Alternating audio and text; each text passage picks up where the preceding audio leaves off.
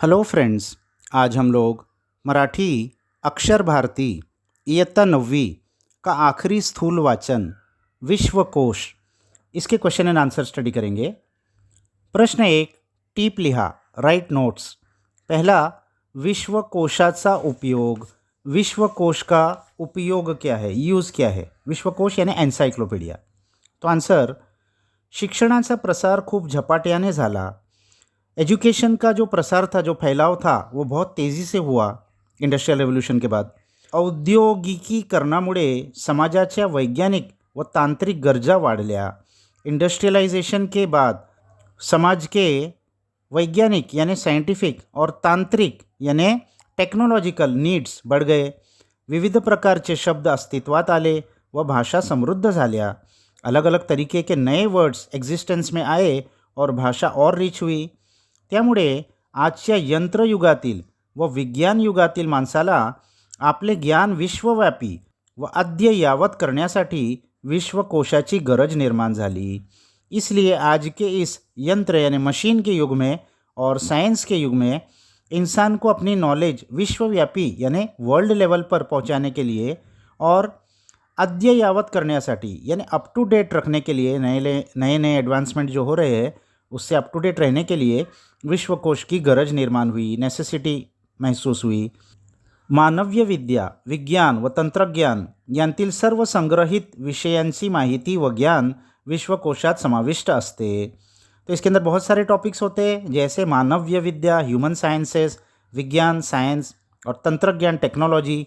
तो ऐसे सर्व संग्रहित यानी हर टॉपिक को एक जगह पर जमा करना। मुख्य विषय व त्याच्या संलग्न विषयांचे ज्ञान मिळवण्यासाठी विश्वकोशाचा अत्यंत निकडीचा उपयोग आहे। तो मेन सब्जेक्ट और उससे संलग्न यानी उससे रिलेटेड, उससे अटैच्ड और भी सब्जेक्ट्स का नॉलेज मिलने के लिए एनसाइक्लोपीडिया एक बहुत ही यूज़फुल चीज़ है। सेकंड है, विश्वकोशाची निर्मिती प्रक्रिया। विश्वकोश एनसाइक्लोपीडिया को बनाने के लिए क्या प्रोसेस, किस प्रोसेस से बनाया गया? तो मानवीय विद्या, विज्ञान व तंत्रज्ञान यांतील सर्व विषयांचे अद्ययावत ज्ञान संकलित करण्यासाठी विश्वकोशाची निर्मिती झाली। तो मानवीय विद्या, ह्यूमन साइंसेस, विज्ञान साइंस और तंत्रज्ञान टेक्नोलॉजी, इसके सारे ही सब्जेक्ट के अद्ययावत अप टू डेट नॉलेज संकलित करण्यासाठी, जमा करने के लिए विश्वकोश की ज़रूरत महसूस हुई, विश्वकोश को बनाया गया। प्रथम विषयवार तज्ञांच्या समितीची रचना करण्यात आली। तो इसको बनाने का सबसे फर्स्ट स्टेप ये था कि हर एक सब्जेक्ट के वाइज तज्ञ यानी स्पेशलिस्ट की कमेटी बनाई गई। हर आदमी तो हर सब्जेक्ट पे नहीं लिख सकता है, तो हर एक सब्जेक्ट के लिए एक एक स्पेशलिस्ट को बुलाया गया। प्रत्येक विषयाच्या नोंदीची शीर्षक निश्चित करण्यात आली। हर एक सब्जेक्ट को जो एंट्री की जाएगी उसका टाइटल पहले डिसाइड किया गया। नोंदीचे 3 प्रकार करण्यात आले। इस टाइटल को 3 भाग में डिवाइड किया गया, मुख्य, मध्यम व लहान नोंदी, मेन, मीडियम और छोटी एंट्री। त्यांतील मुद्द्यांची टाचणे करण्यात आली। तो इनके अंदर क्या क्या टॉपिक्स रहेंगे उनको पिन किया गया, उनको नोट किया गया। नोंदींच्या मर्यादा आखून टाचनांमध्ये तशा सूचना दिल्या। तो क्या एंट्री किस लिमिट में करना है, यानी कौन सी बड़ी होगी, कौन सी छोटी होगी, ये समझकर वैसा उस टाचनी के अंदर, उन पिन्स के अंदर इन्फॉर्मेशन दी गई, मैसेज दिया गया। प्रत्येक विषयातील नोंदींच्या त्यांच्या प्रकारांनुसार याद्या तयार करण्यात आली। तो हर एक सब्जेक्ट की एंट्रीज का उनके प्रकार के मुताबिक उनकी लिस्ट बनाई गई, याद्या लिस्ट। आकार विल्यानुसार या याद्या क्रमवार लावण्यात आल्या। आकार विलय अल्फ़ाबेटिकल ऑर्डर के हिसाब से इन लिस्ट को ऑर्डर में अरेंज किया गया, जैसे डिक्शनरी में होता है। अशा प्रकारे 1976 साली महाराष्ट्र राज्य साहित्य संस्कृती मंडळाने मराठी विश्वकोशाचा पहिला खंड प्रकाशित केला। तो ये सब मेहनत करने के बाद 1976 साल में Maharashtra state literature and cultural committee, इसने मराठी विश्वकोश का पहला एडिशन प्रकाशित किया, छापा। आतापर्यंत विश्वकोशाचे 18 खंड प्रकाशित झाले आहेत। अब तक विश्वकोश के एनसाइक्लोपीडिया के 18 एडिशन छप चुके हैं। प्रश्न 2, शब्दकोडे सोडल्यामुळे भाषिक कौशल्य वाढते, याविषयी तुमचे मत लिहा। शब्दकोडे यानी क्रॉसवर्ड पजल्स जो न्यूज़पेपर्स में आते हैं, इनको सॉल्व करने की वजह से भाषा की जो स्किल है वो बढ़ती है, इसके बारे में अपना ओपिनियन लिखिए। तो उत्तर, विविध मासिकांमधून व वर्तमानपत्रांमधून शब्दकोडी दिली जातात. अलग अलग मैगजीन्स और न्यूज़पेपर्स में शब्दकोडी क्रॉसवर्ड पजल्स दिए जाते हैं. शब्दकोडे सोडवल्यामुळे अनेक जुने नवे शब्द कळतात. सबसे पहला फ़ायदा क्या होता है, इसको सॉल्व करने से हमको बहुत सारे नए और जुने शब्द वर्ड्स मालूम पड़ते हैं. आपली शब्द संपत्ती वाढते. हमारी जो वोकॅब्युलरी है वो बढ़ती है, ज़्यादा वर्ड्स हमको मालूम पड़ते हैं. त्यामुळे बुद्धीत भर पडतेच, पण आपल्याला शब्दांच्या अर्थछटा माहीत होऊन आपले ज्ञान वाढते. उसकी वजह से हमारी बुद्धि, हमारी इंटेलिजेंट तो मजबूत होती ही है, लेकिन साथ साथ में शब्दांच्या अर्थछटा माहीत होऊन वर्ड्स के अलग अलग मीनिंग्स मालूम पड़ के हमारा ज्ञान, हमारी नॉलेज भी बढ़ती है. शब्द समूहासाठी एक शब्द, एका शब्दाचे भिन्न अर्थ, प्रतिशब्द व विरुद्धार्थी शब्द यांचा बहुमोल खजिना लुटता येतो.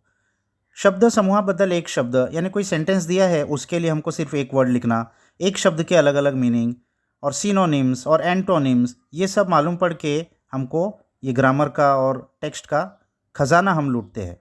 उदाहरणार्थ, जंगल या शब्दाला अरण्य, रान, वन, कानन, विपिन असे पर्यायी शब्द कळल्यामुळे आपण शब्द संपन्न होतो. एग्जाम्पल एक दिया इन्होंने, जंगल के लिए बहुत सारे वर्ड्स है, अरण्य है, रान है, वन है, कानन है, विपिन है. ये सारे सिनोनिम्स मालूम पड़ने की वजह से हम शब्द संपन्न होते, यानी ज़्यादा से ज़्यादा वर्ड्स की हमारे पास नॉलेज होती है. शब्द कोडे सोडवताना गंमत येतेच, शिवाय बौद्धिक व मानसिक निर्मळ आनंद मिळतो. शब्दकोश सॉल्व करते वक्त मज़ा तो आता ही है, इसके अलावा हमारे मन को एक प्योर खुशी मिलती है. कालानुरूप शब्दांच्या अर्थकक्षा कशा रुंदावल्या व फैलावल्या यांची जाण शब्दकोड्यामुळे येते.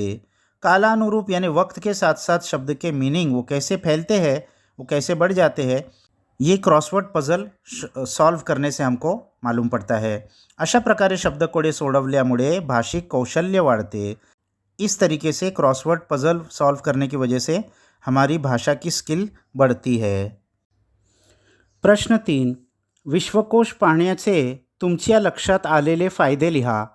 एन्साइक्लोपीडिया देखने से आपके नज़र में क्या फ़ायदे होते हैं?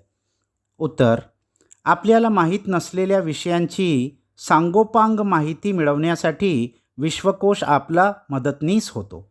यानी हमको इन्फॉर्मेशन नहीं है जिसके बारे में, जिन सब्जेक्ट्स के बारे में, उनके बारे में सांगोपांग कंप्लीट इन डिटेल इन्फॉर्मेशन मिलने के लिए विश्वकोश हमारी मदद करता है. त्या विषयाच्या जोडीने येणारे इतर विषय कळतात. उस सब्जेक्ट के साथ में जो उससे रिलेटेड टॉपिक्स है उसका भी मीनिंग हमको मालूम पड़ जाता है, हर चीज़ उसमें है. आणि विषय साखळीमुळे त्या विषयाचे सखोल ज्ञान प्राप्त होते. और विषय साखड़ीमुळे यानी एक सब्जेक्ट दूसरे सब्जेक्ट से चेन है, जॉइंट है, उससे रिलेटेड भी बहुत सारे उसके अंदर कीवर्ड्स होते हैं, हम वो जाकर उसको डिटेल में देख सकते हैं. तो वो अलग अलग सब्जेक्ट्स के भी हमको इन डेप्थ नॉलेज मिल जाती है एक ही किताब में. आपले ज्ञानविषयीचे कुतूहल शमवण्याचे विश्वकोश हे एक उत्तम साधन आहे. हमारे जो ज्ञान के बारे में क्यूरियोसिटी है उसको बुझाने के लिए विश्वकोश एक उत्तम माध्यम है. विश्वकोश पाहण्याने आपले जागतिक ज्ञान क्षेत्र वाढते. विश्वकोश को, एन्साइक्लोपीडिया को देखने से हमारा इंटरनेशनल ज्ञान बढ़ता है, यानी अप टू डेट होते हैं हम. पूरे वर्ल्ड में कहीं भी जो भी लेटेस्ट चीज़ आई है उसके बारे में हमको मालूम पड़ जाता है. आपल्या अभिव्यक्तीला योग्य चालना मिळते. हमारी अभिव्यक्ति यानी एक्सप्रेशन करने की ताकत, हमको जितना नॉलेज होगा उतना हम अपने आप को अच्छे से एक्सप्रेस कर पाएंगे. वो भी हमारा योग्य चालना मिळते, उसको सही रास्ता मिलता है, सही डायरेक्शन मिलता है. मराठी विश्वकोश हाताळल्यामुळे सर्व प्रकारचे ज्ञान मराठी भाषेतून मिळते आणि आपल्या ज्ञानविषयक गरजा भागतात. तो मराठी एन्साइक्लोपीडिया हाताळने यानी उसको देखने से, यूज़ करने से हाथ से सब तरीके का ज्ञान मराठी भाषा में मिलता है और अपनी जो ज्ञान के बारे में गरज है, नीड्स है, वो पूरी होती है. प्रश्न 4.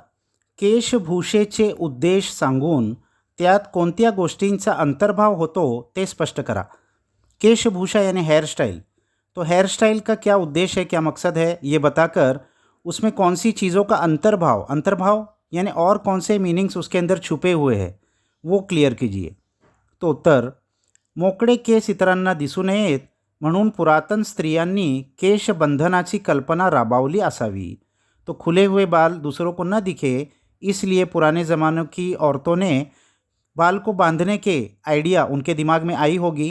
या कल्पनेतून केशभूषेचा उगम झाला असावा. इस आइडिया की वजह से हेयर स्टाइल को, बालों को बांधने के अलग अलग तरीके का उगम यानी उसका जन्म हुआ, वो आयडिया आई. लेण्यांमधल्या शिल्पकृतीत आढळणाऱ्या स्त्रियांनी केलेल्या प्राचीन केशरचनांचे अनुकरण भारतीय स्त्रिया करताना आढळतात.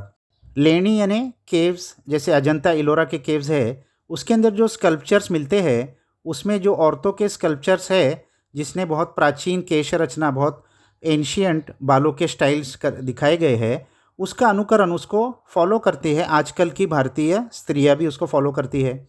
केशभूषेचा मुख्य उद्देश हा आकर्षकता व सौंदर्य वाढवणे हा आहे. तो केशभूषा का, हेयर स्टाइल का जो मेन मकसद है वो तो अट्रैक्शन और ब्यूटी बढ़ाना ये है. सामाजिक संकेतांनुसार प्रतीकात्मक केशभूषा करणे हा केशभूषेचा सामाजिक उद्देश्य ठरतो. और सोशल सिंबल के मुताबिक केश की रचना करना, हेयर स्टाइल करना, कोई नेशनल या कोई स्टेट का या कोई आदिवासी टाइप है, अपने कल्चर को फॉलो करते हुए केस की हेयर स्टाइल करना, ये एक उसका सोशल मकसद है. केशभूषेत केस कापणे, केस धुणे, नीट करणे, विंचरणे, कोरडे किंवा सरळ करणे या गोष्टींचा अंतर्भाव होतो. केशभूषेत यानी हेयर स्टाइल के अंदर क्या क्या चीज़ का अंतर्भाव, क्या क्या चीज़ का उसके अंदर मीनिंग है. केस काटने, बालों को काटना, केस धुने, बालों को धोना, नीट करने, उसको सही करना, विंचरने, उसमें कंघी करना, कुरड़े किंवा सरळ करने, कर्ल या स्ट्रेट करना, ये सब चीज़ें उसके अंदर आती है. प्रश्न 5. विश्वकोशाचा उपयोग तुम्हाला मराठी भाषेतील ज्ञान प्राप्त करण्यासाठी कसा होऊ शकेल ते लिहा. एनसाइक्लोपीडिया का यूज़ आपको मराठी भाषा का ज्ञान हासिल करने के लिए कैसा हो सकता है वो लिखिए. उत्तर. मराठी भाषेतील कोणत्याही विषयाचे ज्ञान मिळवण्यासाठी मराठी विश्वकोश हे अतिशय उत्तम साधन आहे. मराठी भाषा के कौन से भी सब्जेक्ट का नॉलेज मिलने के लिए मराठी एनसाइक्लोपीडिया ये बहुत बेस्ट ज़रिया है. ज्ञान, विज्ञान, तंत्रज्ञान, तत्वज्ञान, क्रीडा व कला इत्यादी अनेक ज्ञान क्षेत्रांबद्दलचे आपले कुतूहल पूर्ण करण्याचे कार्य मराठी विश्वकोशातर्फे सुलभ झाले आहे. तो अलग अलग फील्ड जैसे ज्ञान, नॉलेज, विज्ञान, साइंस, तंत्रज्ञान, टेक्नोलॉजी, तत्वज्ञान, फिलॉसफी, क्रीडा, स्पोर्ट्स व कला, आर्ट्स, ऐसे बहुत सारे जो अलग अलग ज्ञान के सब्जेक्ट्स है, उन सब की हमारी जो क्यूरियोसिटी है, जानने की इच्छा है, इसको पूरा करने के लिए ये मराठी विश्वकोश एक बहुत आसान तरीका है. मराठी भाषेची व्युत्पत्ति यानी एटिमोलॉजी, उसकी हिस्ट्री, वर्ड का रूट, ये वर्ड कहाँ से आया, फारसी ज़बान से आया कि अरबी ज़बान से आया कि संस्कृत से आया, उसका रूट को पहचानना. तिचा इतिहास, उसकी हिस्ट्री क्या है, कब आया ये वर्ड. वेदांपासून ते अद्ययावत साहित्याविषयीची सर्वांगीण माहिती, वेद से लेकर और अद्ययावत अप टू डेट आज तक साहित्य विषयाची, लिटरेचर के बारे में सर्वांगीण माहिती, ऑल इन्क्लुसिव नॉलेज व ज्ञान मिळवणे विश्वकोशामुळे सहज शक्य झाले आहे. ये इतना सारा नॉलेज मिलना विश्वकोश की वजह से आज बहुत आसान हो गया है. मराठी भाषा ही माझी मातृभाषा आहे. मराठी भाषा ये हमारी मदर टंग है. तिच्यावर माझे नितांत प्रेम आहे, इसलिए मुझे उससे बहुत प्रेम है. मराठी भाषेतील प्राचीन काव्य, तो मराठी भाषा के जो एंशियंट प्रोज है, अनेकविध रचनाबंध समझून घेण्यासाठी और जो पुराने कॉम्पोजिशन्स है उसको समझ के लेने के लिए मला मराठी विश्वकोशाचा उपयोग होईल. मुझे मराठी विश्वकोश बहुत फ़ायदा देगा. मराठी भाषेतील अद्ययावत ज्ञानाने माझे व्यक्तिमत्व संपन्न होण्यास मदत होईल और मराठी लैंग्वेज के अप टू डेट नॉलेज हासिल करने से मेरा व्यक्तिमत्व, मेरी पर्सनैलिटी कंप्लीट होगी. तो यहाँ ये क्वेश्चन आंसर्स ख़त्म हो गए बच्चों. इसको अच्छे से अपने बुक्स में लिख लीजिए. नेक्स्ट वीडियो तक बाय बाय.